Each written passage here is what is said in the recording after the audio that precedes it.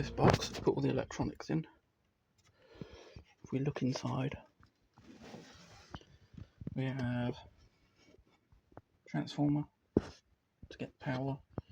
We have an Arduino Uno, which does all the puppeteering, and I'm not using Botango, I'm using just my own code, switch stuff in there. I had to leave that cable out so I can program it while it was on. Amplifier, fancy little switch there. Can you see the switch right there? Okay, right, inside we have,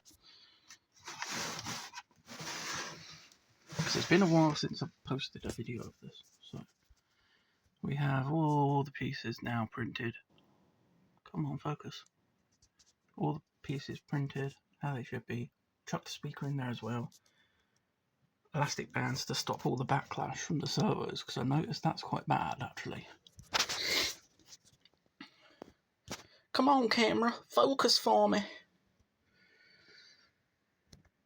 Come on. What are you doing? There we go. Put some LEDs and things in there as well. You'll see them in a minute. Nice.